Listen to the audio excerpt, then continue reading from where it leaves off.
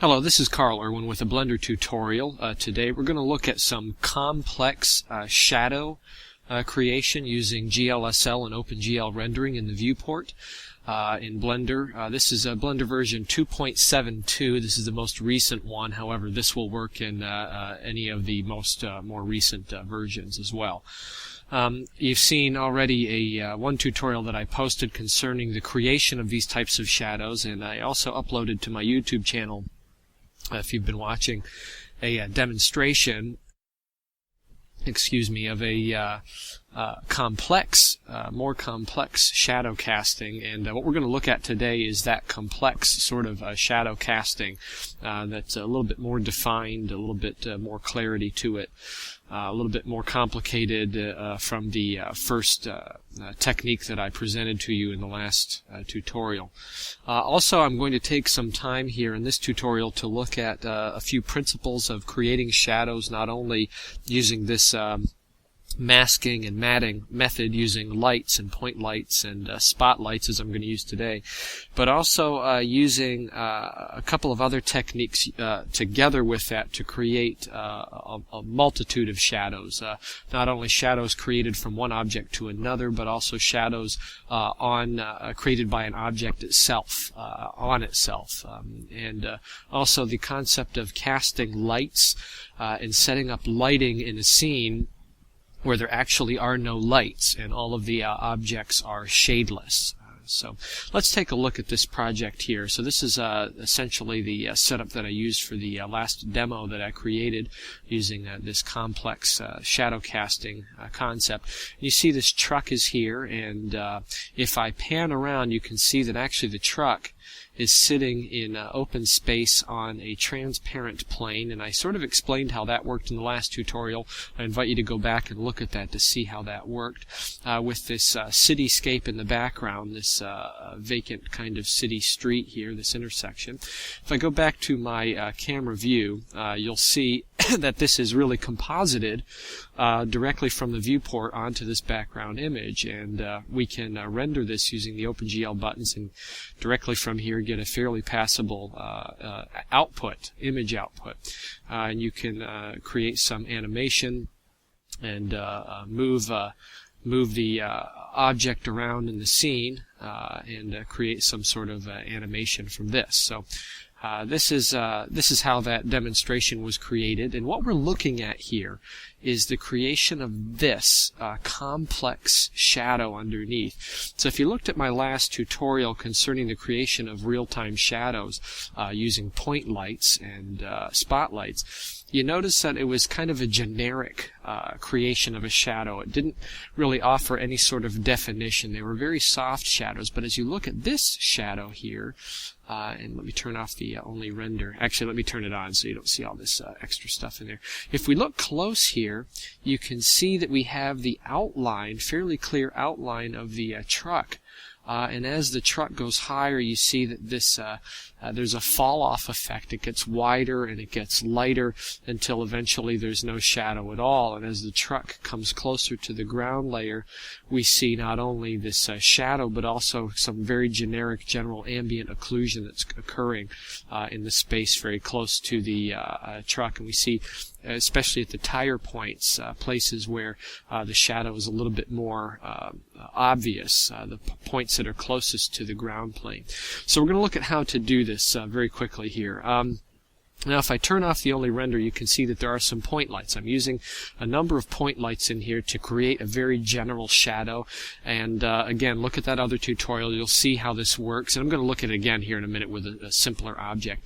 But these lights are casting a light on our ground plane, and then that material that is accepting the lights is used as a mask or a matte to create this shadow on that plane. It also generates the alpha transparency, or rather the opaque part of the alpha transparency of that plane to create our shadow. What we want to figure out here is how can we make a defined sort of shadow that really matches our truck, our object, very, very well. And I would point you to Andrew Kramer's website, videocopilot.net, where he talks about doing this sort of thing in Element 3D in the first version of that plugin for After Effects. He talks about creating a matte that matches the object that we're trying to cast a shadow from. And he goes through a process of creating sort of a depth matte of his object in order to generate a shadow from. And we're going to do essentially the same thing, and I'm going to show you how that's done. So what we want to do is we want to create a matte that matches this truck, and then we're going to apply it to a spotlight. You see the spotlight up here, and if I move the spotlight up and down, you can see my shadow is changing positions.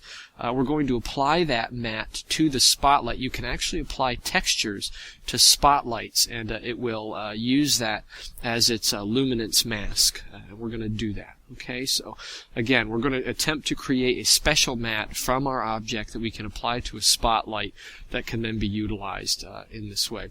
One last thing I want to show you is that it's not perfect, but if you look at this, if I rotate my truck, you can see that this mask will actually fall off away from the truck. So it's very light from the part that's furthest away and very dark from the part that's closest. However, there is a discrepancy here. Notice that because my spotlight is pointing at this ground plane, that my shadow moves as if my light source is moving. So this has some application, but it has some limited realistic application. Typically the shadow would not move in this way, and that's one limitation of this, where it does create a very realistic effect, but it also creates a discrepancy in realism that may go unnoticed, but it is something you have to contend with. So anyway, let's look at how we create this matte. I'm going to jump to another scene here. We're going to go to another scene where I have the same truck object, but however, in this case, my truck object has a different material. I've placed a material on it. If I go to my material slot for the truck, it is a Fresnel material, and you can see these different materials that are available. Lambert is the default one that we use. If I put a Lambert material on it, you can see that the light in the scene is casting a light on it, and then we have shadow from that light. The Fresnel one is more kind of like a subsurface scattered kind of material. It isn't truly, however, you can use this to generate that kind of effect. It is kind of a waxy material where light can pass all the way through it until the point at which the light can no longer cast on the other side, away from the light. So we're going to use this to our advantage to kind of create a depth matte. Okay, so I'm going to select my truck, turn on my global transform tools here, and I'm going to rotate my truck on the x-axis, rotate x 180 degrees. So now we're looking from the top view, we're looking at the bottom side of the truck. I'm going to also change my view to the top. So now I'm looking directly down at the top, and now I'm also going to align my camera to the view. So I'll align the active camera to view, and I'm going to slide my camera up on the y-axis. Grab it, move it on the y-axis so it's somewhat centered. Then I'm going to take my camera and I'm going to change my camera resolution to 720 by 720 so it is square. And this is important, that the matte that we're going to generate needs to be created on a square image. And now I'm going to move my camera a little bit closer so that the truck is really filling up most of the frame. I'll grab my truck, move it over a little bit.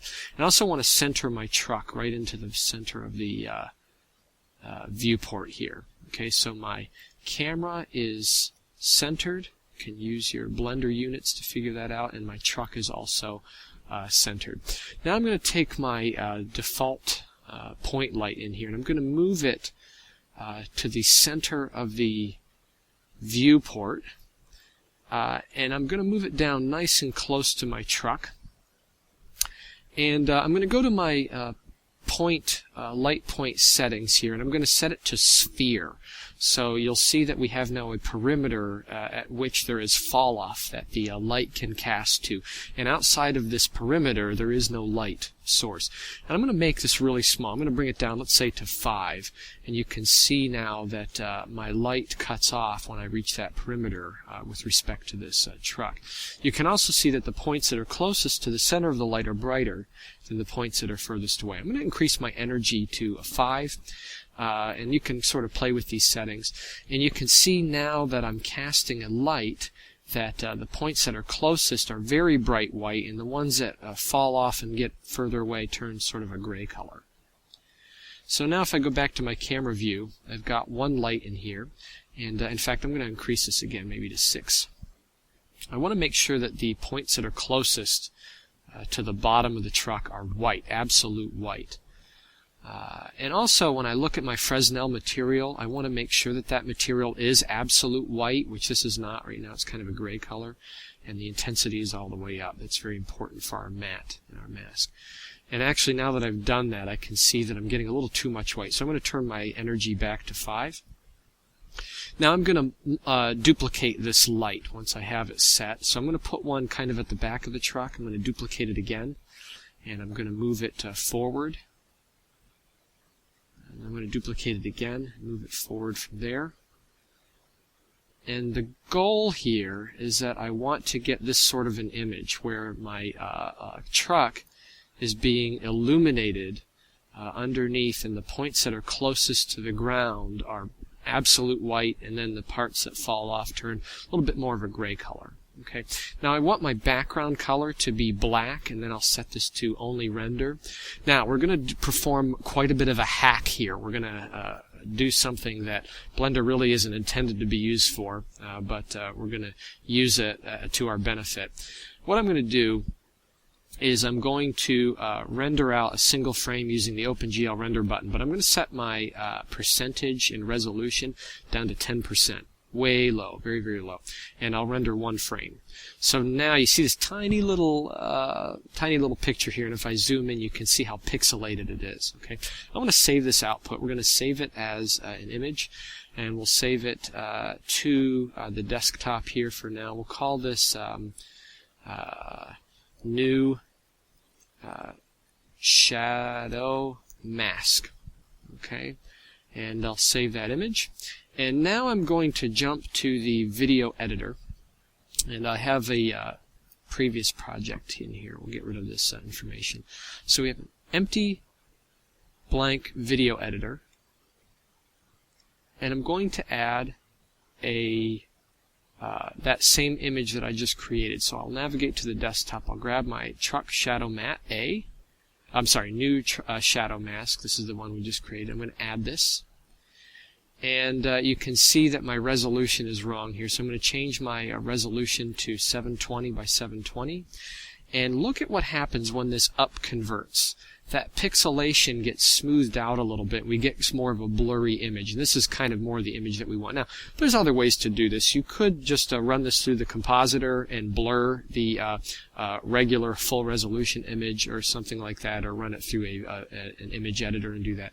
But I'm just kind of using this as a hack. And this can be used also when you're doing, just kind of as an aside, if you're ever playing around with doing some of these matting effects using scenes in the video sequence editor, one trick is to take one of your mattes and to set the resolution very, very low, and then import that scene. It will actually up-convert your resolution to your current scene, and it will do this kind of a blurring effect as it up-converts. So that's a way to kind of get a blurred matte or a blurred image directly into the video sequence editor. Now, it's not perfect. It's still somewhat pixelated and grainy, but it does what we want it to do. So enough of that talking. This can actually be done in just a second, very quickly if you understand what you're doing. I'm going to output this now to as an image. We'll output as a actually I'm just going to render one image directly from here, and I'm going to save this image, save as image. We're going to save this. We'll just overwrite a new shadow mask again. We'll save that as that image. Okay, and I just want to reset my resolution here so it doesn't mess up my other scenes. Whoops, wrong way. 1280. That's not, wow. Okay, here we go. 1280, ignore my blundering for a moment, by 720. There we go. Okay, now I'm going to go back to my original scene here, my truck scene, and go to the 3D view. And now what we can do is on this lamp that I have assigned to my truck, again, you want to see my spotlight. You can look at this on my previous tutorial to get a better sense of what's going on here. But on the spotlight, I can set a spotlight, parent it to my truck so that it's pointing directly down at my image plane. And then I'm going to go to my spotlight, and I'm going to go to my texture setting. And here, I can apply my texture, my shadow matte image that I just created. And now it will use this white and black, this grayscale image, as the source of my lamp.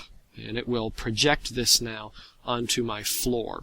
So now let me select the floor plane really quickly, and I'm going to go to the material setting, and I'm going to replace this with the reflection material. I think it's this one here. We'll see. Now if you look at this, what's happening is my truck, my lamps that are parented to my truck are casting this image beneath it, this image that I created as a light, and also these lamps, these point lights, are being cast down to it. So if I grab my truck and I move my truck up and down, you can see how this is affecting my ground plane. And now this image in my new material are affecting the floor. That is now affecting the floor in terms of its opacity with respect to the transparency, and also the image of this shadow underneath. So if I find this image again, my floor, I think it's this one here. Oh, that's not it. Excuse me. Select the right object. We'll undo that very quickly. And I'll select my ground shadow again.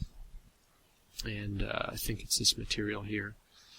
And now you can see that this is casting this shadow down on the ground, just like I demonstrated in my previous tutorial. So this is a manner by which you can make complex shadows, generating mattes from an object that you're trying to generate a shadow for.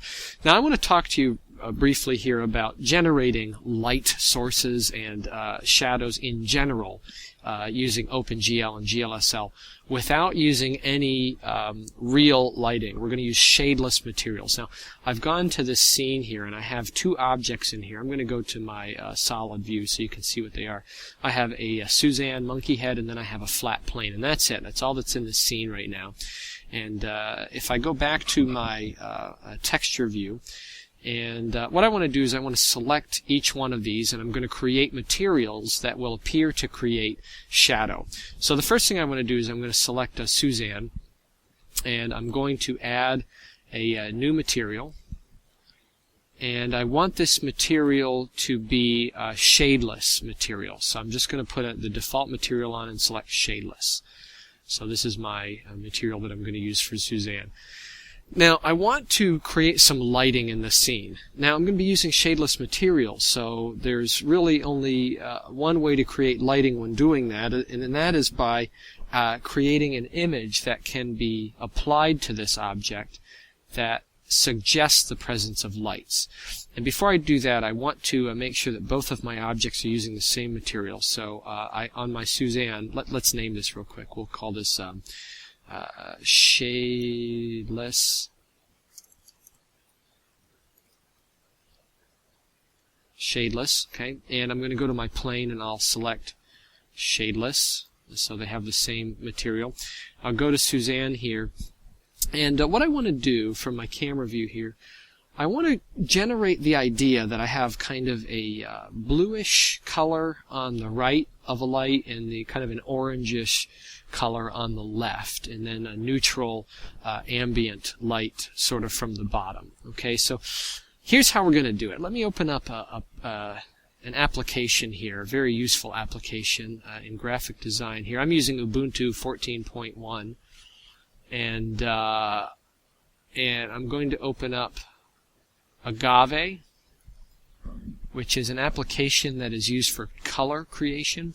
And here, I've used this already. The default setting I have in here is this blue color, and it gives me the opposite, the contrary color. And the way this works is that if I want to create a new color, it gives me a color wheel to do this, and then it will generate for me the very opposite, contrary, contrasting color. So I've already done that. I've got this blue color and an orange color, and these are the colors that I'm going to use for my lights. I'm going to open up another application. I'm going to open up GIMP. Now, if you're a Microsoft user or a Windows user or an OS X user, Apple user, you might use Photoshop for this. I use GIMP. I'm kind of an open source guy. I limit myself to that and force myself to learn how to use these tools in innovative ways. I'm going to open up GIMP here, and you can do the same kind of thing in Photoshop. Create a new image, and we're going to make it 720 by 720. I don't know why I like to make them in this pixel range, but it's nice and round. So 720 by 720 does not need to be a very high resolution image. I'm going to change my foreground color, and I'll get out my, actually before I do that, let me get my Agave screen out here. I'm going to use the color picker, and I'm going to select the blue color. So now I've imported this color, and I'll hit OK. And now I'm going to hit Edit Fill with Foreground Color, so it changes it to that new color. Now I'm going to also change my background color, so I'll select my color picker, and I'll select the orange color here, and hit OK. And I'm going to change the left side of this image to that new color. So I'll use my box selection, and I'll select approximately half. I can kind of guess at this, and I'll go to Edit Fill with Background Color. So now I've got the orange color on the left. Select None, and I want my bottom to be neutral, completely neutral. So I'll go to my foreground color again, and I'm just going to select kind of this gray that's directly between black and white down here. And I'll hit OK. And this will be kind of my neutral lighting for the ground level. And I'll select the bottom half of my image. Approximately, maybe a little bit less than half. So my light wraps around a little bit. And then I'm going to hit Edit Fill with Foreground Color. So now I've got this image. I'll hit Select None. Now I'm going to go to my filters, and I'm going to blur it, go to Gaussian blur, and I'm going to blur by, let's try 200 pixels. So pretty sizable blur here to kind of mix everything together, and hit OK. So now I'm left with this image. Okay, I'm going to save this, export it, and I'm going to export this to my desktop, and we'll call this lighting. Now you can make a multitude of these images and make a library of lighting images that you can use to kind of create this trick. So I'll export that. The default settings are fine. We'll close this out. Discard the changes. Don't need to save anything. And we'll close out Agave as well. So now what I'm going to do is I'm going to go to Suzanne, and I'm going to go to my texture slot. I'm going to apply a new texture. So my new texture is going to be this image. So I'll go to my desktop, and I'll select my lighting, open it. And I want to apply this image to my texture as a normal map. So I'll change it from UV to normal. And for some reason it's not showing up. Let me see what's going on here. Okay, my shading is incorrect. I have it set to multi-texture. I want to set it to GLSL. Very important that you do that. There we go. Now if I look at it, you can see that Suzanne has orange on the left and this bluish color on the right. And actually my ground plane would have the same thing too. If I move the ground plane around, you'll see it kind of changes a little bit. I can't rotate the right way to see it, but it's the same exact material on the ground plane, and it's getting a collection of both the blue and both the orange to get this kind of a gray color in the center. Now what I want to do is I want to change the application of this setting. I'm going to change my size mapping a little bit. I'm going to decrease it to 0.9 so I don't have any clipping on the edges. And then I'm going to change my color intensity to 0.1 So I'm going to take it way down, very, very low. And then I'm going to set the mix to add. So it's being added onto my image. Now it's not very easy to see, but you can very faintly see a slight orange color on the left and a slight blue color on the right. Okay, and we can change this application by moving the color amount, and it will add more or less of it. So we just want this to be very subtle, 0.1. We're going to create another image now. So let me open up GIMP again. Probably should have just left it open, but I didn't. So we'll open it up again. Let this load. We need to generate the ability to create shadow on the bottom of our images and then lightness on the top. Okay, so we're going to create another image, and we'll let this load. Create another new image. We'll make this again 720 by 720. We want these to be square. And we'll go to the advanced options, save ourselves some time, and we'll make it transparent. And I'm going to go to my gradient tool, blend tool, and I'm going to set this to foreground to transparent. So we're going to take this black color as a foreground, and it's going to fade off to transparency as we apply it. So I'll go to the center of the bottom, and I'm going to select just past the outside edge, and I'm going to go up to just past the outside top edge and make sure my line is straight. And I'll deselect, and now I've got this black to transparent gradient. I'm going to save this, rather export as, to the desktop. I'm going to call this shadow bottom. Now you can make this for multiple types of shadows. You can make one where the gradient is left to right for a shadow on the left, and one from right to left for the shadow on the right. And you can mix and match these, if you can sort of see where I'm going to go with this, inside of the texture material. So we're going to use this to generate shadows now from our viewpoint. So I'm going to go to Suzanne. I'll select the next texture slot. We'll add another texture, and we will open up from the desktop our shadow bottom. And we're going to set the mapping to normal, and we're going to also decrease the size to 0.9, and we'll leave the intensity at 1. And you can see now, if you look very closely, I've got shadow on the bottom edges of Suzanne. I've got a slight orange color on the left, a slight blue color on the right, and then an ambient gray around the bottom edge. So what I've done is I've created a shadeless lighting and shadeless shadow here on Suzanne that we can utilize using shadeless materials.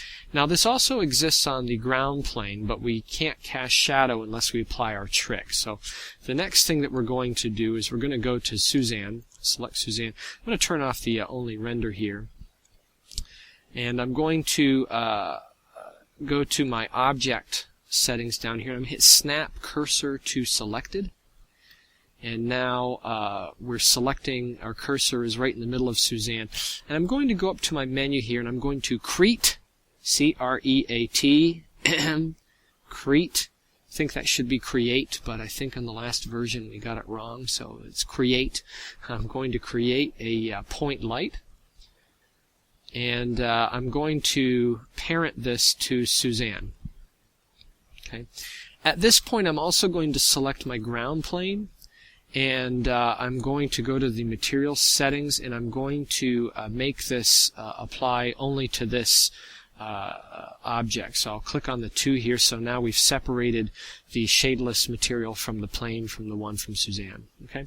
Now I have my point parented to Suzanne, and this is going to create my shadow on the ground plane.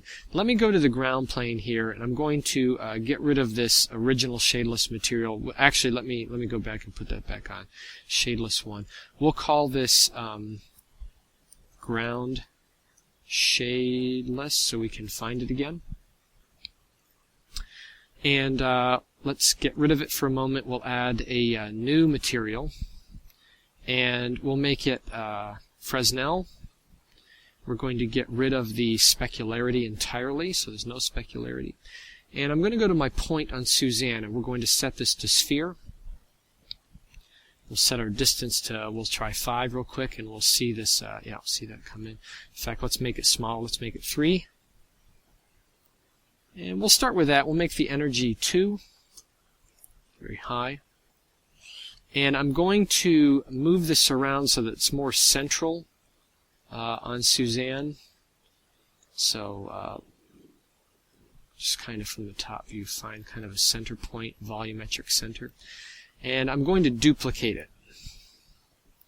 And we'll make another one. We'll move this over to kind of the ear section of Suzanne. We want it to be essentially in the center of the ear. So right about there. And I'll duplicate this again, and we want this one to be on the other ear. So we will try to find our way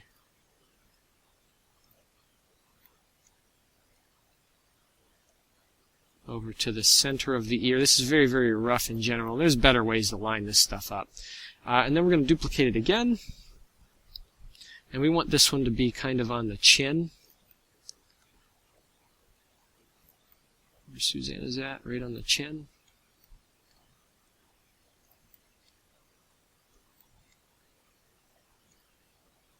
And what we're doing is we're actually creating a volumetric mask that surrounds Suzanne. You can see how this sort of works. I'm going to move this down a little bit.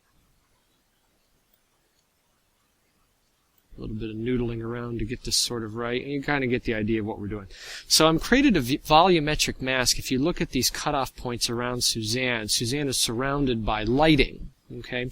Now I'm going to take these smaller points and I'm going to change the distance. We're going to bring it down quite a bit. Bring this one down to 2. I'll bring my other point lights on the ears down to 2. And now I've created kind of a mask. And I'm going to go to my first point light, and I'm going to increase the energy to 4, so it's really, really heavy. Okay. And now what we're going to do is we're going to apply this as a mask for the ground plane. So I'll select my ground, I'll go back to the material setting, and I will go back to my, actually before I do that I want to name this. We'll call this ground matte A, just so I can find it. We'll go back to our original shadeless material, ground shadeless, and we're going to enable the nodes.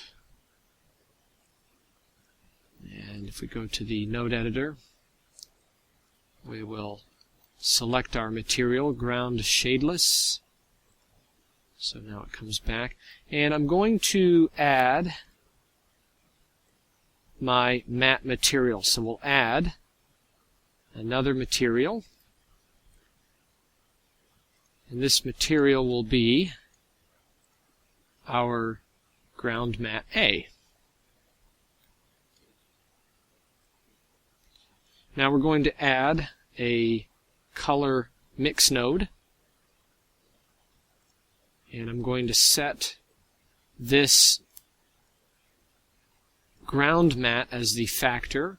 I'll set the top color as the input, the original shadeless material input, and the bottom will be black. And now when I connect this, we should see something happen. And you can see that now we're generating a shadow underneath. Now it's a very bad looking shadow. We're going to fix that a little bit here. But you can see what we've done. We've generated this sort of shadow underneath Suzanne. So let's kind of clean it up a little bit. Let's go to the ears, which is the second last 2 points here. I'm going to change the fall off, the distance, to 1. And change the distance to this one to 1. And I'm going to change my chin, the last one, to, let's call this 1.5.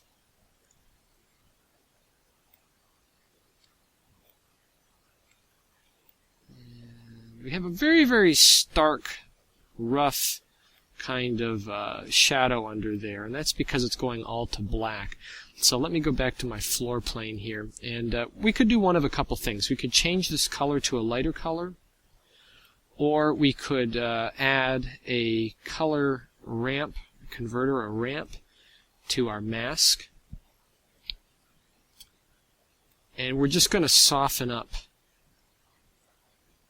this ramp a little bit. So I'm going to go to my ramp. I'm going to add another point here. I'm going to move this to the white side. Let's see what happens. I think I have it going the right way. Actually, I'm going to move it down to the dark side.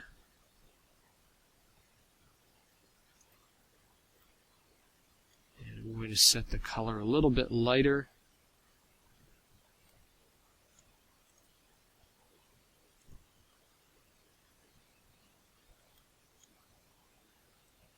Move it back a little bit. I'm going to go to my black color, and I'm going to lighten this up a little bit so it's not totally black.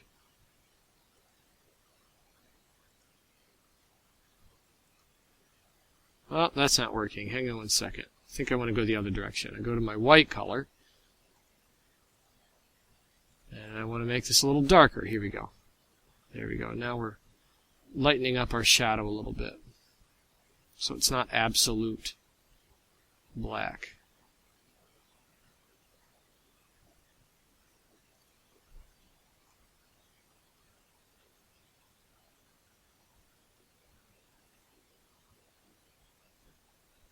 Okay, so you can see how we can kind of formulate our shadow exactly the way that we want it to work out.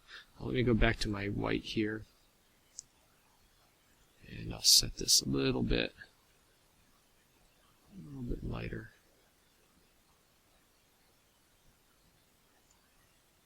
There we go. Okay.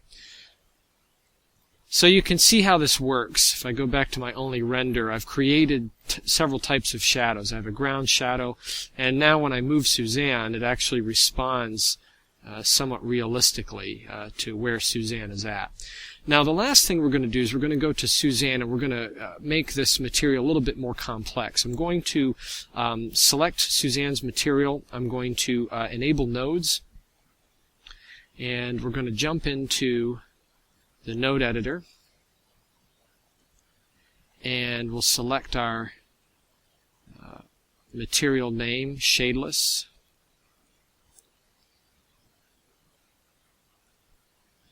And I'm also going to add here an input geometry node. And I'm going to take the vertex color and I'm going to put that into the output. What we're going to do is we're going to create some false ambient occlusion on Suzanne. And the way we're going to do this is we're going to go to vertex paint mode. I'm going to select paint menu, and I'm going to click on dirty vertex colors. And it'll take a second for this to do it. What it does is it takes the vertices that kind of come together at a point, the faces that come together at a point, and it creates a sort of a paint, dark paint layer in those portions, and it generates sort of an ambient occlusion effect. I'm going to hit it again. I'll hit dirty vertex colors one more time to darken it up a bit. And now I'm going to go to my excuse me here one second. Go to my node editor, and we're going to add a curve converter color ramp, rather, not a curve, but a color ramp. Actually, I don't want to use that. Let me get rid of that. I'm going to add, instead of this might have been better for my shadow. Instead of adding a color ramp, you can add just an RGB curve. Have a little bit more control this way. And I'm going to increase the contrast so that it's mostly white with kind of a stark, dark color in there at these points. Okay? And then I'm going to apply this again as a factor to a mix node. So I bring up a mix, and just like we did for the floor, I'm going to put my regular material on the bottom. I'm going to place a dark black color on the top, and then I'm going to input my